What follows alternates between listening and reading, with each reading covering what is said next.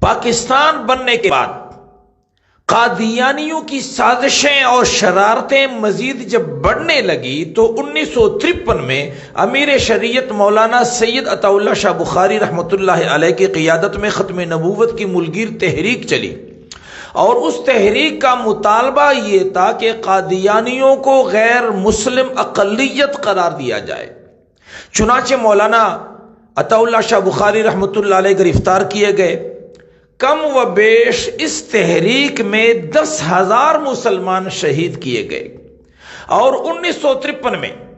قادیانیوں کی ایک بہت بڑی سازش پہلی مرتبہ بے نقاب ہوئی، اور اس سازش کو بے نقاب کیا مولانا سید ابو الاعلیٰ مودودی رحمۃ اللہ علیہ نے، کہ انہوں نے قادیانی مسئلہ یہ پمفلٹ لکھا، 32 صفحات ہیں، اور مولانا مودودی رحمۃ اللہ علیہ نے اس قادیانی مسئلہ کے صفحہ نمبر 18 پر اس سازش کو بے نقاب کیا،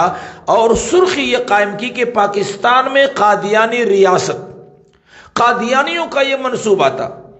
کہ بلوچستان جو کہ رقبے کے لحاظ سے بڑا صوبہ ہے، آبادی کم ہے، قدرتی وسائل سے مالا مال ہے،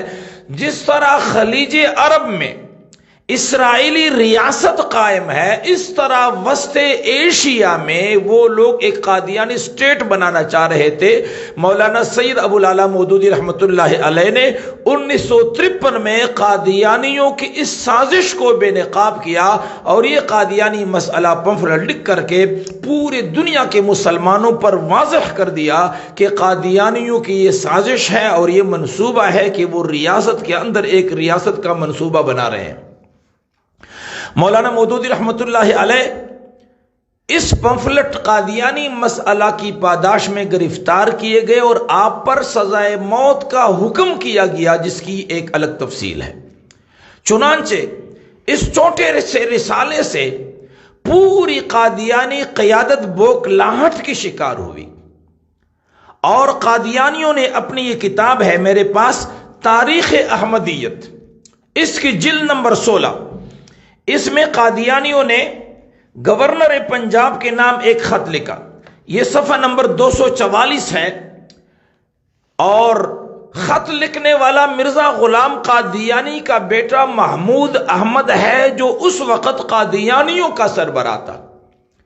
اس نے 20 مارچ 1953 کو گورنر پنجاب کے نام خط لکھا، اور اس خط میں من جملہ دیگر باتوں کی ایک اہم بات یہ بھی ہے کہ بالخصوص جبکہ جماعت اسلامی کے مولوی مودودی صاحب جیسے جارح افراد پہلے سے بھی زیادہ جوش و خروش سے جماعت احمدیہ کے خلاف لٹریچر تقسیم کرنے میں مصروف ہیں۔ یہ گورنر پنجاب کے نام مرزا غلام قادیانی کے بیٹے، جو اس وقت جماعت احمدیہ قادیانی جماعت کا سربراہ تھا، اس نے گورنر پنجاب کو مولانا مودودی کی شکایت کی، اور یہ خط اس کتاب میں درج ہے۔ اسی طریقے پر اسی کتاب کے اندر قادیانی مسئلہ کو بم قرار دیا ہے، اور یہ صفحہ نمبر 451 پر لکھتا ہے کہ سید فردوس شاہ کو 4 کی شام کو ایک غضبناک ہجوم نے مسجد وزیر خان کے اندر یا باہر قتل کر دیا۔ یہ بعد میں ہونے والے واقعات کا محض ایک پیش خیمہ تھا، لیکن اس حادثے کے بعد بھی جماعت اسلامی نے نہ اظہار تعصب کیا، نہ اس وحشیانہ قتل کی مذمت میں ایک لفظ کہا۔ فردوس شاہ کوئی قادیانی تھا جو لاہور میں قتل کیا جا چکا، تو اس کتاب میں یہ شکوہ کیا جا رہا ہے کہ جماعت اسلامی نے نہ اظہار تعصب کیا، نہ اس وحشیانہ قتل کی مذمت میں ایک لفظ کہا، بلکہ اس کے برعکس اس جماعت کے بانی نے آگ اور خون کے اس ہولناک ہنگامے کے درمیان قادیانی مسئلہ کا بم پھینک دیا۔ قادیانی مسئلہ کو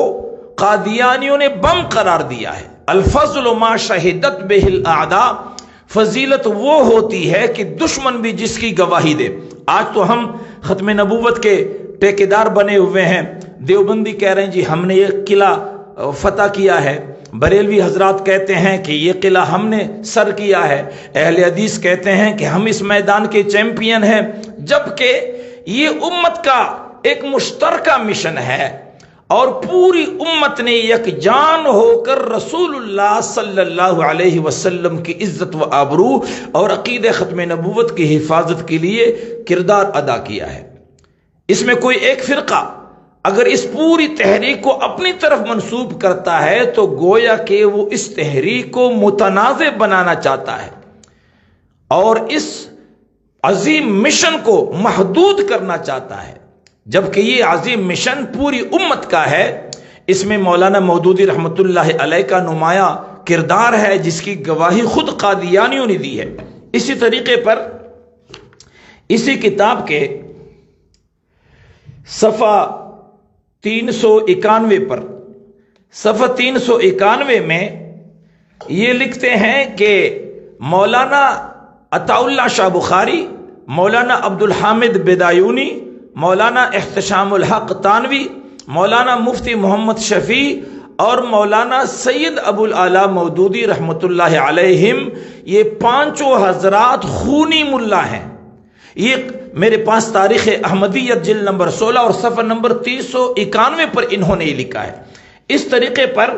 اسی کتاب کے صفحہ نمبر 366 پر، صفحہ 366 پر یہ لکھتے ہیں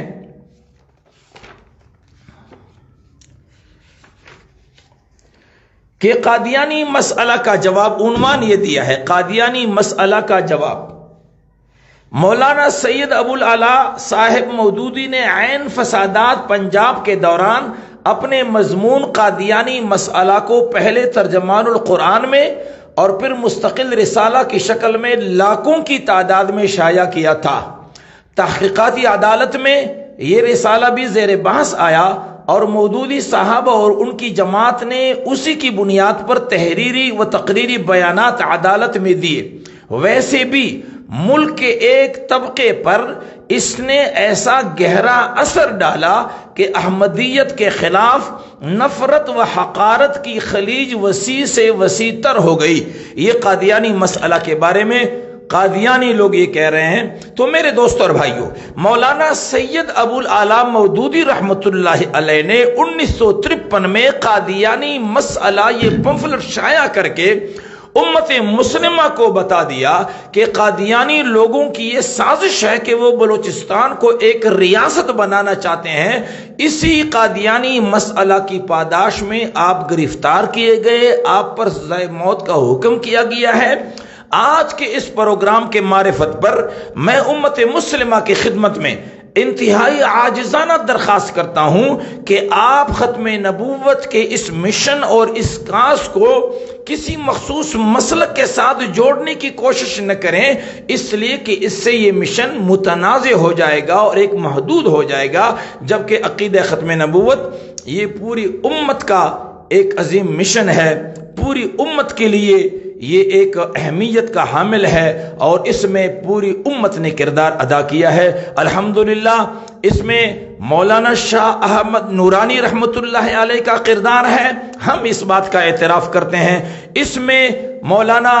مفتی محمود رحمت اللہ علیہ کا کردار ہے، ہم اس بات کا اعتراف کرتے ہیں۔ اس میں جناب پروفیسر غفور احمد رحمت اللہ علیہ کا کردار ہے، ہم اس بات کا اعتراف کرتے ہیں۔ اس میں مولانا سید عطا اللہ شاہ بخاری رحمت اللہ علیہ، مولانا سید ابو العلا مودودی رحمت اللہ علیہ اور جتنے بھی اکابرین ملت ہیں ان کا کلیدی کردار ہے۔ مجھ اور آپ تمام مسلمانوں کو ان اکابرین کی خدمات کا اعتراف کرنا چاہیے اور امت کو یہ پیغام دینا چاہیے، قادیانیوں کو اور قادیانی نواز لابیوں کو واضح پیغام دینا چاہیے کہ عقیدہ ختم نبوت پوری امت کا ایک مشترکہ مسئلہ ہے، ایک مشترکہ مشن ہے اور یہ امت کا رگ حیات ہے۔ اس رگ حیات پر کسی قسم کا کوئی سمجھوتا ممکن نہیں ہے اور انشاءاللہ تعالی مرتے دم تک ہم اس پر کوئی سمجھوتا نہیں کریں۔